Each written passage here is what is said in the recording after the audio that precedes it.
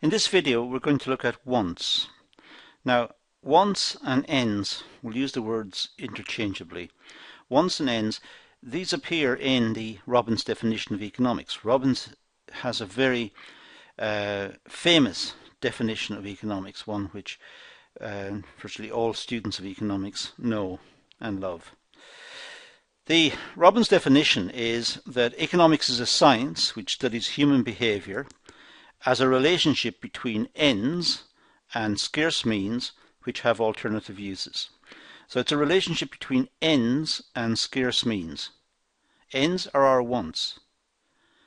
So we have to look at the balance between our wants and the scarce means of production, how we can satisfy those wants. So let's look at ends and see what's associated with this idea of wants or ends. Ends may be considered as wants. As I said, it's the ends, that's why we're working, that's why we participate in a working life. We want to acquire the resources to satisfy our wants. We've all got wants. We have wants that are generated from various sources, and as I said, we'll look at these in the course of this video. Means are the methods we use to satisfy our wants. So means would include production and agriculture and the extractive industries and manufacturing and services and so on. These are the means by which we satisfy our wants. Now the origins of wants, well, wants, for a start, lead to our demand for goods. So our demand for goods and services starts as wants, and that is essentially a psychological thing. That is within our heads. Our wants are our desires. Sometimes our wants are very basic. We want food or shelter, clothing. These are very basic wants, but we satisfy those first. It's similar to Maslow's hierarchy of needs, which is dealt with in other videos on the course. But we satisfy the basics, and then we move up to the next level of want. When we've satisfied our need for food and shelter and clothing and so on, and heating, we move up to perhaps looking for the next layer up, which may be some items of luxury, small luxuries, and then further up even more luxuries, and until we get to the top of the pyramid. And that's in the context of Maslow's hierarchy of needs. So we could see a similar process here. So wants lead to our demand for goods. That's the point. We demand goods and services because we have a want for them. And they arise in our heads. It's a psychological phenomenon. It's what we require and how we rate the goods we require. How do we prioritize them? And that's our evaluation process. That's the way we think about the goods. It could be biological. The satisfaction of our biological and cultural needs require a wide range of goods. Biological needs could be, as I said, food, shelter, other basic requirements for life. And that could be the basis for our needs. We go shopping because we have a need to satisfy food requirements. We go shopping to buy items for our homes to make them more comfortable. There are also cultural needs, recreational goods and luxury goods. Recreational needs is when we're not working, we need to be happy, we need to enjoy life. So we have cultural needs, recreational ones, members of social clubs and sports clubs, and we may have recreational goods associated with traveling because we like to travel, or luxury goods. Some people may be interested in buying old cars and renovating them, or some people may be interested in luxury items of fashion. And these could be related to cultural needs. So we want food and shelter, but we also want luxury goods. And once one range of goods is satisfied, we tend to move upwards to the next one. So our wants tend to be onward moving. In fact, we seem to have unlimited wants. We satisfy one set, we move up to the next set. We satisfy that, we move up higher still. So we're always looking for something else. So we seem to have infinite wants, and that seems to be a part of the human condition. Culture, well, our tastes change over time. We're not the same now as we were so many years ago, and we will change as the world changes around us into the future. New technologies, new way of thinking, new products. We will change as well. We're in this constant state of change. And our tastes change over time. The goods and services we require changes over time. There are constantly changing fashions and trends in society. It's the way we live. It's the way we are as a species. We have constant change and we desire change. We don't like routine, the same thing all the time. We want change and we want to follow different trends. There are pressures to conform, and these pressures may be related to the activities of the advertising industry, who try to get us to conform. They start a particular fashion, let's say in clothing, and try to persuade us that we must have items designed in that way. And after a while, that fashion takes over. So there was no need.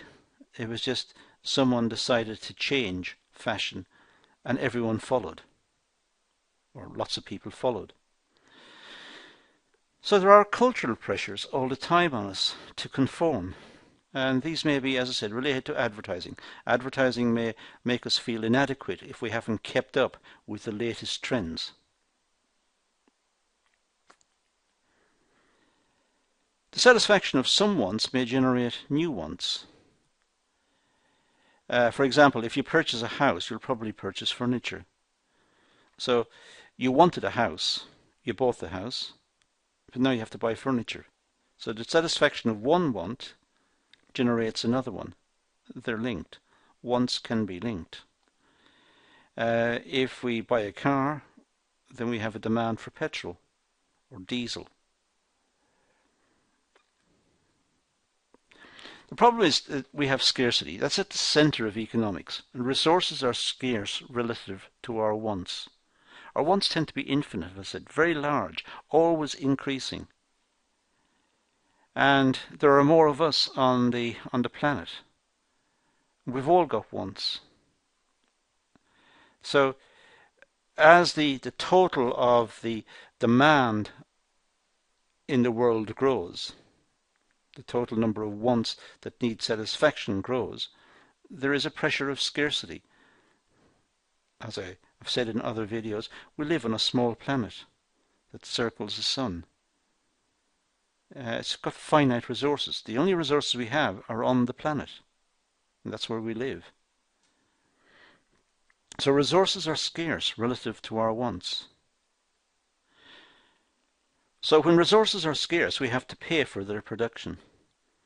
And this is where the whole economic system really starts. It starts as this interplay between our wants and the scarce resources that are available. And we have to pay to get these scarce resources and to satisfy our wants. We might have to pay someone to process the raw materials into an item that satisfies our wants.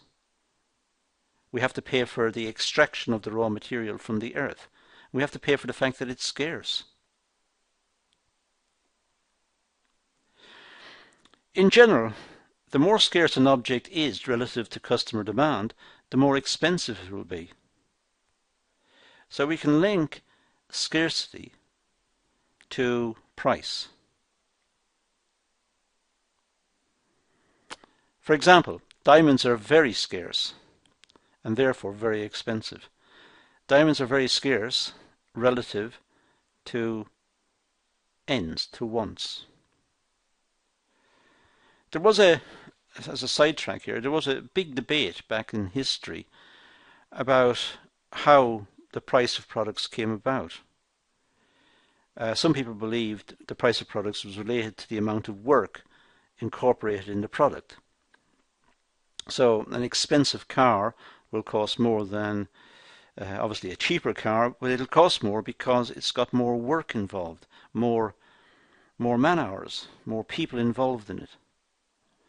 And that seemed to be the dominant view of how prices came about.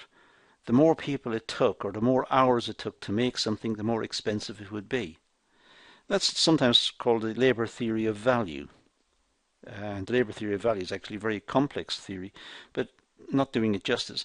Roughly, that's what it means. It means the more people involved in the production process, the more expensive the item will be. The problem with that was, of course, you could have a lot of people producing something that nobody wants. So they've produced something, nobody wants it.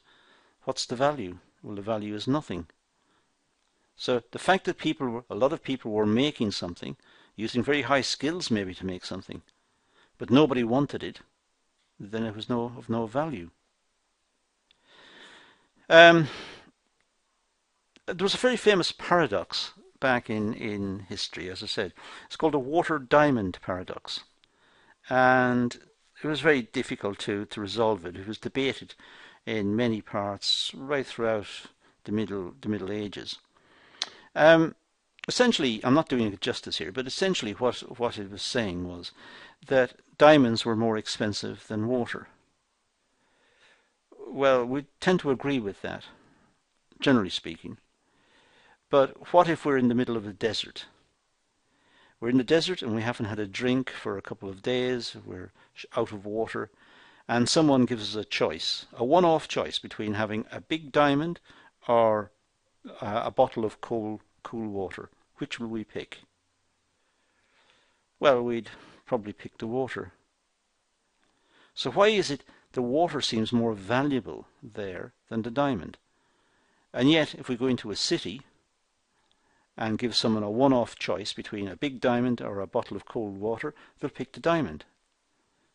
So in cities, they will pick the diamond, or in towns or wherever, or somewhere outside of a desert, they will pick the diamond.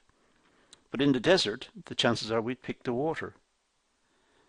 So, why? Well, that was resolved really by Alfred Marshall, who's the father of economics.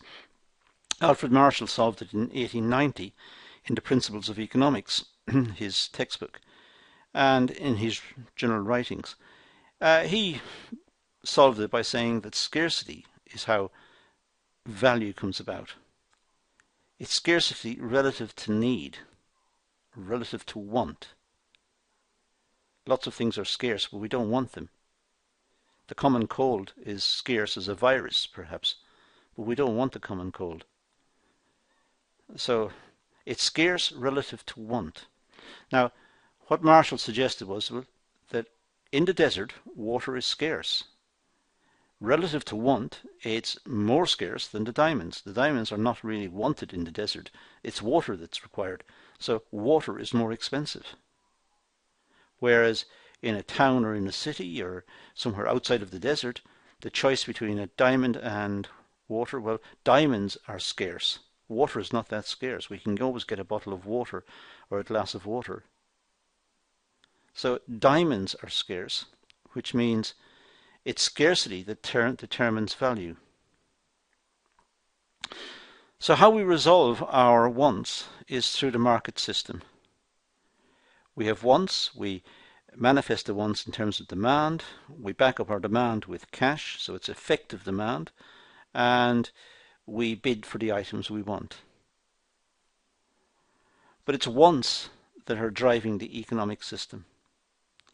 It's our needs and wants that are driving it.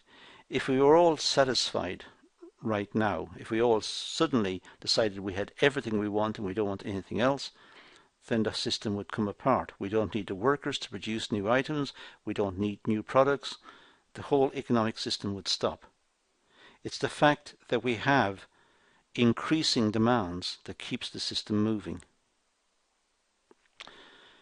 That's all I'm going to deal with here. It's a little more philosophical than perhaps it would suggest, the title would suggest, but it's a very important topic. We need to understand why ends or wants are So important. And we also need to know what are the origins of these wants. That's all I'm going to deal with, so I'm going to leave it there and say thank you for watching.